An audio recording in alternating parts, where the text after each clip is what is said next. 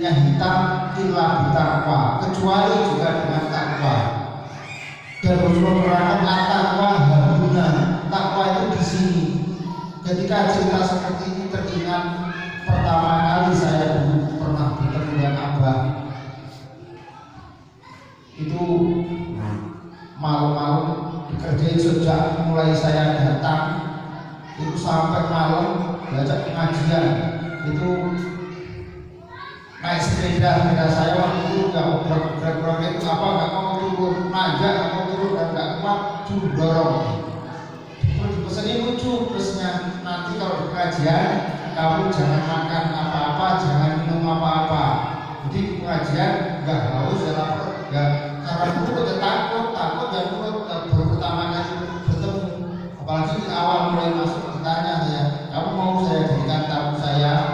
Ya memang niatnya di situ saya dan mau ubah.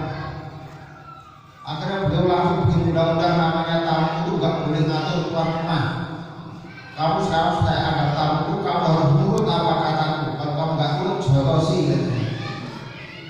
Akhirnya belajar pengajian itu di musola yang agak jauh, ngajak beliau nggak mau turun, saya dorong. Terus pulang sampai di rumah.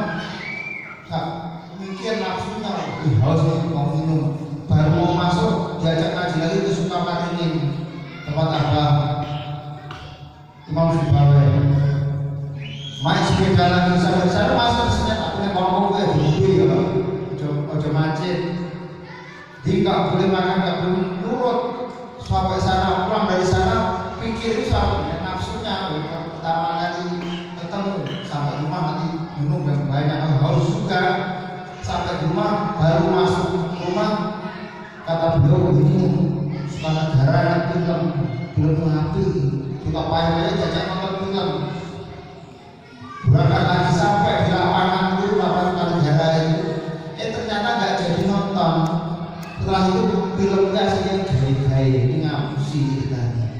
Timbangannya nonton film balik ngopi baca pulang lagi. Setelah pulang suruh bikin kopi, kata apa? Gaya enak kopi, saya didadek loro.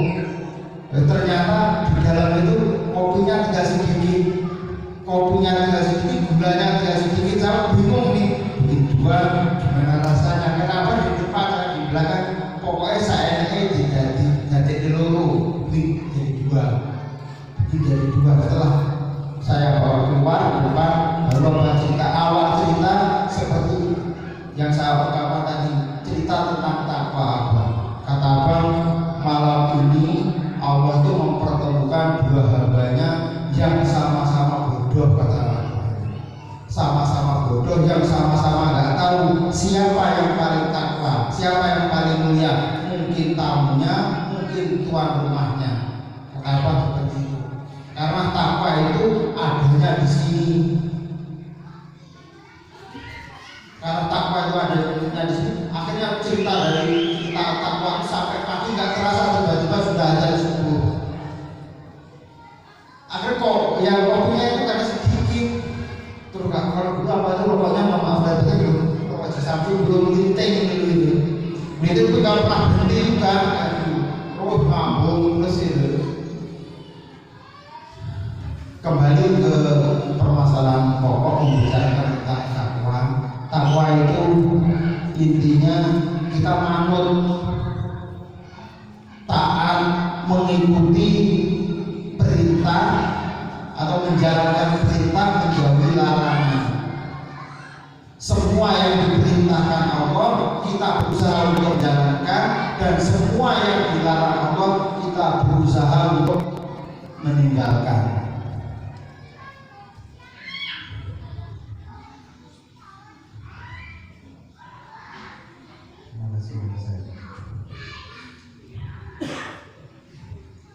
Terus dari cerita tentang takwa yang seperti itu yang kama qala Rasulullah sallallahu alaihi wasallam, itu enggak ada kelebihan di antara kita yang hadir di sini.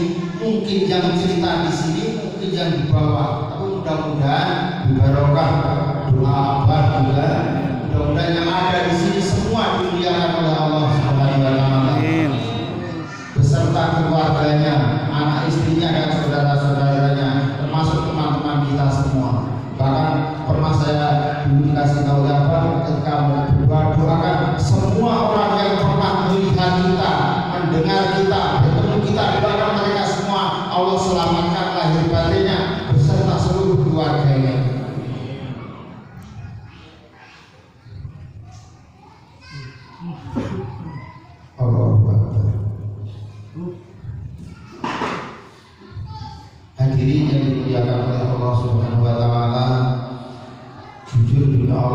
tidak ada persiapan saya apa yang ingin saya sampaikan. Saya sudah duduk aja mau menyampaikan apa itu nggak tahu, udah pasrah itu bukan cerita siapa nanti terserah Allah alam.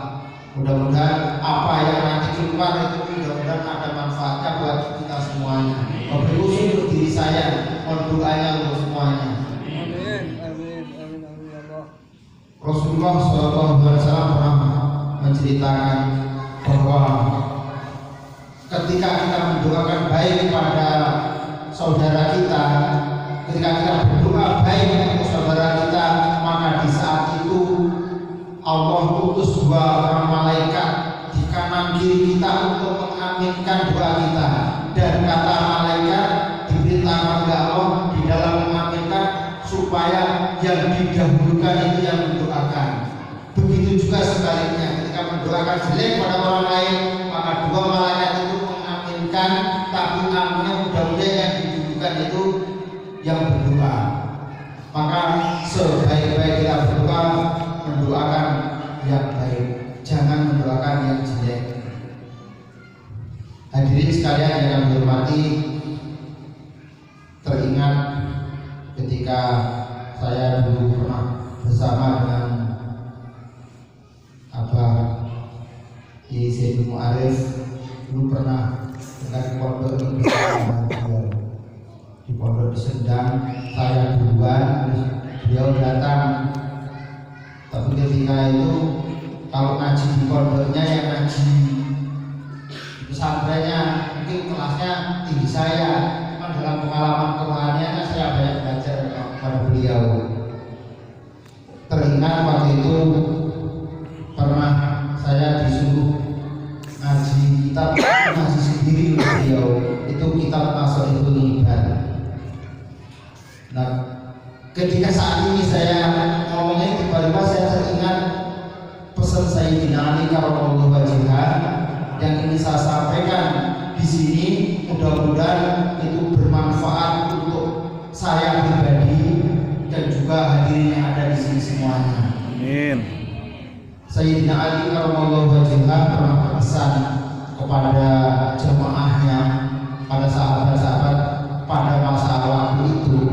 Sayyidina Ali pernah berpesan begini, ya masyaallah ashab, wahai para saudara-saudaraku, kun, katakan Nabi, kun, jadilah kalian semua, jadilah kamu indallahi, dalam pandangan Allah itu khairun nasi, sebaik-baik manusia dalam pandangan Allah.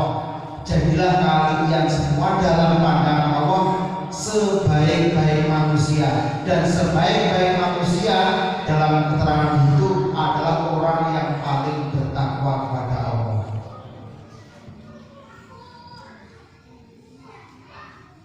Jadi pesan Sayyidina Ali, jadilah dalam pandangan Allah kita sebaik-baik manusia.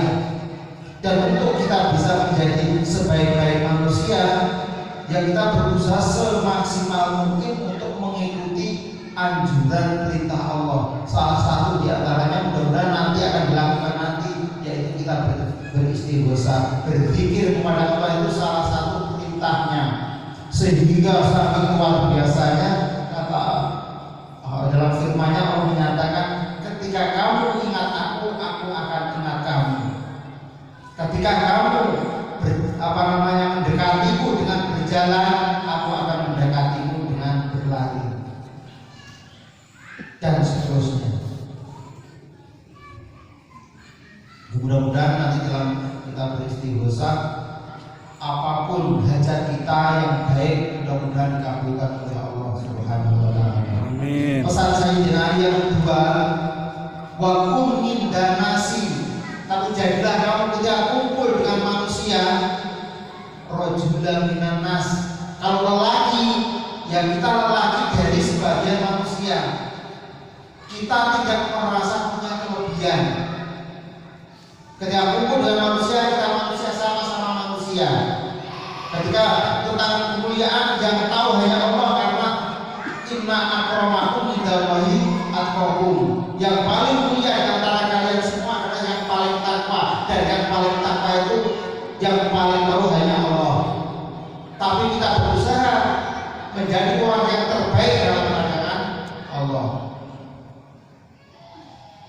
Ketika berkumpul dengan manusia, kita tidak merasa punya kelebihan, kita sama saja. Pada umumnya makan nasi, kita makan nasi. Kalau lapar kita pengen makan, kawan juga pengen makan, dan seterusnya dan seterusnya. Selanjutnya pesan berikutnya, wa kun inda nafsi, dan jadilah dirimu ketika merasa dengan dirimu sendiri, melihat dirimu sendiri itu saron nasi, sejelek-jelek manusia. Ketika melihat dirinya sendiri, jadilah kita sejelek-jelek manusia. Sehingga karena kita merasa sejelek-jelek manusia, kita berusaha untuk baik. Dan ketika kita berusaha untuk baik, maka salah satu di antara bukti kalau kita masih merasa jelek, kita berusaha memperbaiki kejelekan-kejelekan kita. Tapi kita tetap merasa kita ini sejelek-jelek manusia dalam pandangan diri sendiri. Sehingga ketika merasa seperti itu, insya Allah ketika sekali waktu kita dicaci, sekali waktu kita dicela, kita nggak mudah marah. Itu mudah-mudahan jadi obat. Ketika kita merasa lemah, kita merasa hina, dihina, dicaci, ya wajar. Bahkan jangankan kita, Kanjeng Nabi sendiri yang manusia pilihan yang luar biasa juga banyak dicaci, dimaki, tapi balasannya sangat baik. Pernah suatu saat diceritakan ada seorang Yahudi yang sangat benci pada Rasul. Beliau buta, dia selalu berfitnah Rasulullah, mengatakan bahwa Muhammad itu pendusta, Muhammad itu tukang sihir, Muhammad itu penipu dan lain sebagainya. Tapi apa yang terjadi? Rasulullah tahu seperti itu. Ketika Rasulullah ada waktu yang longgar, pagi-pagi ada waktu sempat, biasanya selalu istrinya Sayyidatina Aisyah radhiyallahu anha itu dipesanin oleh Rasulullah, Aisyah, siapkan roti yang paling bagus, susu yang paling bagus. Ketika sudah disiapkan, Aisyah diajak oleh Rasulullah untuk membawa roti yang paling bagus, susu yang paling bagus, mendatangi orang buta dari orang Yahudi yang suka memfitnah. Waktu datang juga lagi memfitnah lagi, cerita supaya dapat simpati orang-orang Yahudi yang lain, menceritakan tentang Muhammad itu pendusta, penipu dan lain sebagainya. Sampai Aisyah hampir marah, disarani oleh Rasulullah supaya sabar. Apa yang terjadi setelah Rasulullah mendekati? Setelah mendekati oleh Rasulullah SAW, ternyata Rasulullah sambil dipijiti oleh Rasulullah, disuapi. Roti itu oleh Rasulullah disuapi dengan tangan Rasulullah SAW yang mulia, digunakan untuk menyuapi orang tersebut. Susu yang terbaik itu Rasulullah yang meminumkan. Sementara Rasulullah mendengarkan sendiri bahwa dia itu yang memfitnah, yang menghujat, yang macam-macam. Nah itu contoh kita. Sementara kita diperintahkan untuk mengikuti beliau. Maka ketika pertemuan di sini yang lalu, ketika Yesus menerangkan tentang sabar itu, tentang ridho itu, supaya tidak marah itu seperti itu. Mungkin ibu-ibu bapak masih ingat. Jadi ketika kita ya dihina dan lain sebagainya, ya harus ridho, sabar, ridho.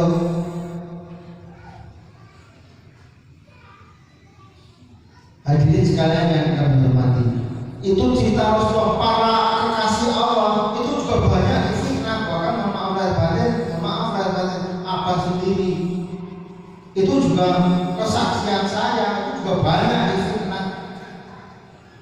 Bahkan maaf lahir batin, dari orang-orang yang terdekat saya aja juga ada yang karena nggak setujunya itu mengatakan awal-awalnya itu maaf lahir batin, mengatakan bahwa Abah itu orang gila.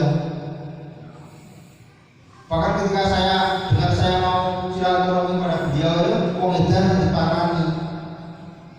Tapi karena saya juga mendapatkan pembuktian yang luar biasa, saya tetap aja jalan. Bahkan mohon maaf lahir batin, kenapa waktu itu masih secara lahiriah, kalau ngomongkan ekonomi itu ya minus sekali. kadang nggak makan itu memang nggak ada bener pernah ngerasain. Kadang saya pernah sehari semalam itu nggak dikasih makan, memang nggak ada makanan waktu itu. Pernah sekitar 2 hari lepas, akhirnya ada yang nganterin pisang itu yang dibikin sale, maka itu kebiasaan dulu kalau masih di WK kanan saya kalau lebaran itu selalu bikin sale itu karena hidangan pertama kali yang berupa makanan dikasihkan ke saya itu waktu itu sale. Tahu sale Pak? Sale itu pisang yang dikupas terus dibelah, dijemur, terus waktu itu dibungkus dengan daun pisang yang kering itu. Jadi nggak digoreng lagi loh waktu itu. Kalau sekarang kan ada yang digoreng lagi. Itu enggak. Jadi untuk mengenangnya itu tiap lebaran kalau dulu selalu bikin sari itu tiap makan itu teringat waktu berkumpul dengan beliau dulu. Rasanya itu nikmatnya ketika terkenang ketika makan bersama beliau itu luar biasa.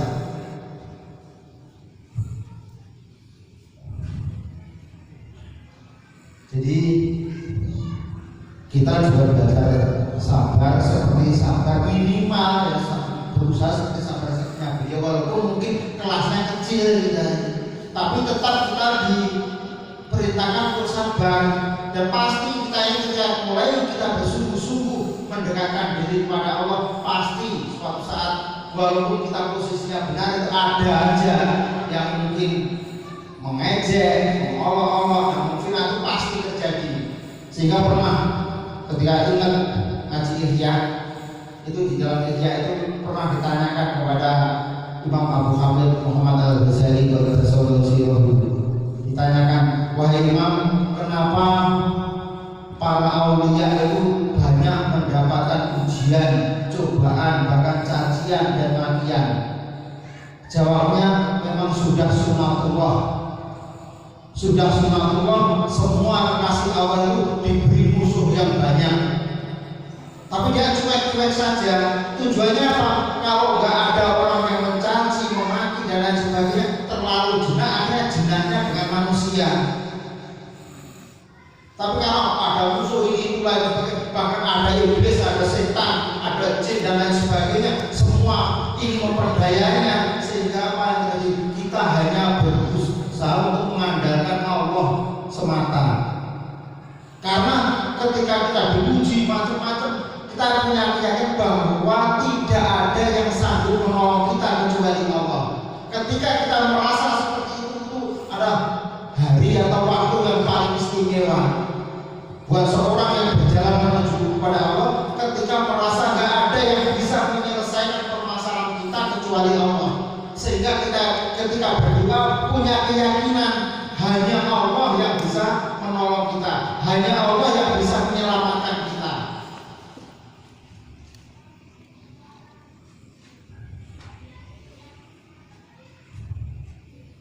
Mungkin pernah kita merasakan, bapak-bapak mungkin kalau yang seumuran saya ke atas, biasanya pernah mengalami permasalahan yang kayak gitu, perasaan yang berat, yang punya keyakinan mungkin akal kita saja nggak akan bisa menyelesaikan masalah ini, tapi dengan kuasa Allah bisa selesai. Dan mudah-mudahan dibarokah guru kita, dibarokah orang-orang solih, kita semua ketika ada permasalahan oleh Allah diberi solusi. Dan mudah-mudahan dengan solusi itu kita bisa tambah dekat kepada Allah Subhanahu wa Ta'ala. Karena sesungguhnya banyaknya masalah di diri kita itu karena kasih sayang Allah kepada kita.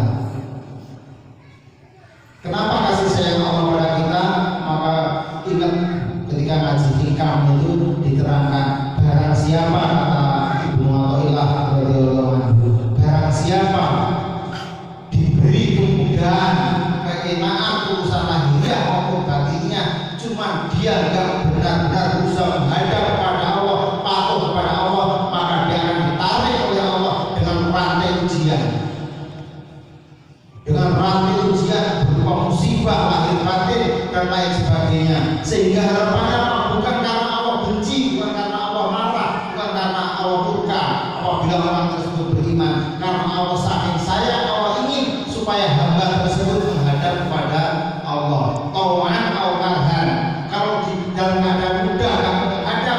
dalam keadaan sulit dia dipaksa